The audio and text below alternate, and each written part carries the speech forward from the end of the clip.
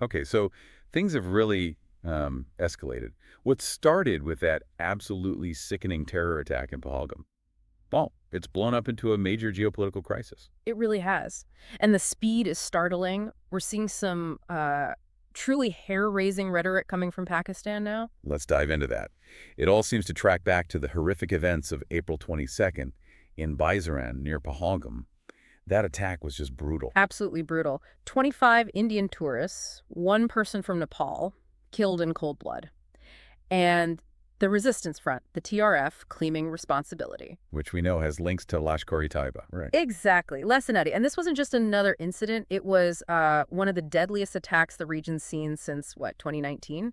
It felt like a real crossing of a line. No question. And India's reaction was immediate, Yeah. very forceful. Prime Minister Modi's government rolled out this 5-point diplomatic response almost overnight. Yeah, it was incredibly swift. Suspending the Indus Waters Treaty, that's the big one we need to unpack. Huge. And closing the Wagatari border, too. Right, a major symbolic and practical move. Plus, canceling visas for Pakistani nationals, expelling defense advisors. And slashing diplomatic staff numbers in both embassies. It felt like they were, really slamming the door shut. It did. And focusing on that Indus Waters Treaty, suspending cooperation there, that's a massive lever to pull. Explain that a bit more. It's this 65-year-old agreement. Yeah, exactly. Since 1960, the World Bank helped broker it. Think of it as, I don't know, the fundamental rule book for sharing the Indus River system's water. Like a prenup for the rivers. Sort of. India gets control over the eastern rivers, Ravi, Beas, Sutlej. Pakistan is heavily, and I mean heavily, reliant on the western rivers, the Indus itself, Jhelum, and Chenab. How reliant. We're talking something like 80% of the water flow feeding its agriculture, especially critical in places like Punjab and Sindh, their main farming regions. Wow. So suspending the treaty, that's aiming right at Pakistan's economy, its food supply even. It's definitely a strategic economic pressure point, a very significant one. But can India actually, turn off the tap? You hear that kind of talk. But is it really possible? Well, that's where it gets more complicated. It's not quite like flipping a switch. Experts, like Himanshu Thakkar, point out that most of India's projects on those western rivers are run-of-the-river. Meaning? Meaning they use the river's flow to generate power, but don't have massive dams with huge reservoirs to just stop the water completely. They can't just, hold it all back indefinitely. Okay, so maybe not a complete cutoff instantly, but they can affect the flow. Oh, absolutely. They can definitely impact the water levels, especially during the dry seasons when every drop counts. And maybe even more critically, they could withhold flood data during the monsoon season. And that would be devastating downstream in Pakistan. Potentially, yes. So while India can't create a desert overnight, they absolutely have ways to apply serious water-related pressure. Understood. Yeah. And Pakistan's reaction to the suspension? Pretty fierce, I gather. Fierce is putting it mildly. Prime Minister Shahbaz Sharif's office straight up called it an act of war. Yeah. And Foreign Minister Ishaq Dar was adamant, dismissing any link to the Pahalgam attack, demanding India provide concrete evidence. And they took retaliatory steps too, right? They did. Closing their airspace to Indian flights, suspending trade relations. Which must hurt both sides, but probably Pakistan more, given the economic difference. Likely, yes. And they even threatened to reconsider the Simla agreement. The one dealing with the line of control. Exactly. So really dialing up attention across the board. But then came Hanif Abbasi, the federal minister for railways, his press conference on April 27th. That really took things up a notch, didn't it? It absolutely did. The language was incredibly fiery, talking about Pakistan having 130 nuclear warheads. And naming specific missiles, Ghori, Shaheen, Ghaznavi. Yes, and saying they were locked, loaded, and aimed directly at India, even adding that cryptic bit about their locations being hidden. It is incredibly provocative language for a government minister, almost like a public declaration. It is. He explicitly warned of a full-scale war if India messed with Pakistan's water supply. It's very overt nuclear saber-rattling. And when you look at the estimated arsenals, Pakistan maybe 120 to 170 warheads, India around 160, and missiles like the Shaheen II that can reach deep into India. It underscores the terrifying reality of mutually assured destruction. This kind of public threat feels different, more dangerous perhaps, than the usual strategic ambiguity. It does feel like a shift. And his comment about bankrupting Indian Airlines by closing airspace Given the size difference in their economies, Pakistan around $340 billion GDP, India $3.4 trillion.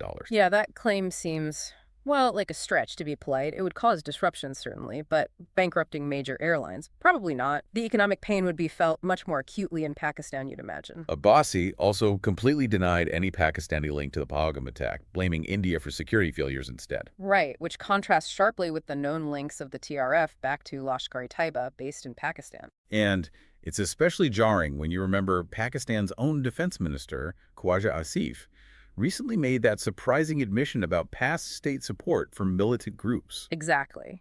Though he blamed the U.S. and Britain for that past support, interestingly. But then in the same breath, he claimed Leti no longer exists and feigned ignorance about the TRF.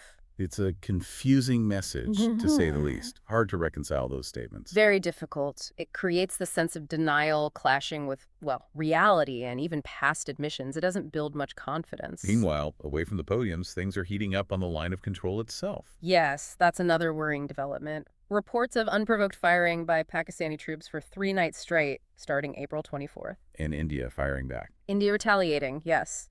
Thankfully, no casualties reported so far, but it shows just how fragile that 2021 ceasefire agreement really is. Someone, Michael Kugelman, commented online that all bets are off for the Leti ceasefire now. Yeah, that really captures the mood. The situation on the ground feels very precarious again. And back in India, the government is responding on the ground, too, regarding the Pahalgam attack investigation. Right. Union Home Minister Amit Shah visited Srinagar, went to the attack site in Baizaran, met with victims' families. A very visible response. And the National Investigation Agency, the NIA, they're handling the case now. Yes, the NIA has taken over. They're reportedly using drones, UAVs, in the search for those responsible. And there have been actions against suspected local collaborators. The J&K police identified, I think, 14 local individuals they suspect are involved with militant groups, and there were reports of demolitions of homes belonging to 4 suspects, so a very firm hand being shown domestically as well. What about the international reaction? What are other countries saying? Pretty much what you'd expect, really. Condemnations of the terror attack came in the UK's houses. Catherine West spoke of standing shoulder to shoulder with India. Any mediation offers? Iran offered to mediate through Saeed Abbas Iraqi, and the UN Secretary-General Antonio Guterres issued the standard call for maximum restraint from both sides. Any other notable reactions? Well, Palestinian President Mahmoud Abbas sent condolences. There was that slightly awkward controversy involving the athletes Neeraj Chopra and Arshad Nadeem, which sort of got caught up in the tensions, and the Indian diaspora held a prayer meeting in London. Small things, but they show the global ripple effects. Okay, let's circle back to the Indus Waters Treaty again, because it feels central. Pakistan's act of war accusation is strong, but we established India can't just stop the water immediately. Exactly. And this is a really crucial distinction. India has suspended cooperation under the treaty. They haven't unilaterally scrapped it. Because they can't legally do that on their own. The World Bank is involved. Precisely. The World Bank acts as a guarantor, making unilateral termination extremely difficult, probably impossible according to the treaty's own rules. So think of it as pausing participation, not tearing up the contract. So what could India do within the treaty's suspension short of a full cutoff? Well, they could potentially adjust flows from existing hydro projects like Pakhaldul or Rattle projects Pakistan has objected to before. Right, I remember those disputes. And, as we mentioned, the potentially very impactful move of withholding timely flood forecast data. That's a key part of the cooperation under the treaty.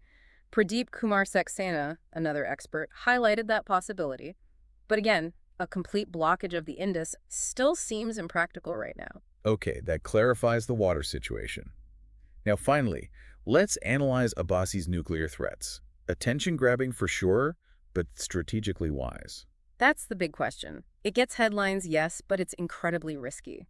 Such overt threats can easily be counterproductive. You know, the whole concept of mutually assured destruction, MAD, relies partly on not making such explicit, immediate threats. It raises the temperature without necessarily improving your strategic position. Exactly. It could increase instability. India's doctrine is often described more as punitive deterrence, the idea of responding to provocations with limited, targeted strikes, like surgical strikes or airstrikes, rather than initiating a nuclear exchange. Whereas Pakistan seems to rely more on a combination of proxy groups and this kind of nuclear rhetoric. That appears to be part of their strategy, yes, but it's a strategy fraught with danger. Think about the risks of miscalculation or even accidents. Especially with talk of hidden warheads. What does that even mean for command and control? That's a serious concern. Organizations like the RAND Corporation have done extensive research highlighting the risks of nuclear accidents and the importance of clear command structures, especially in tense situations. Ambiguity about location and control isn't necessarily stabilizing. And all this is happening despite India having a stated no first-use nuclear policy. Right. But in such a superheated atmosphere, policies can be tested, signals can be misread. The danger of miscalculation escalating into something truly catastrophic is, frankly, terrifyingly real. So wrapping this all up then, we had the horrific Pahalgam terror attack, which acted as a trigger. hmm Leading to India's very strong response, particularly suspending cooperation under the Indus Waters Treaty. Which in turn provoked an extremely fiery reaction from Pakistan, including those very public, very unsettling nuclear threats from Minister Abbasi. And underpinning all of this are incredibly high stakes.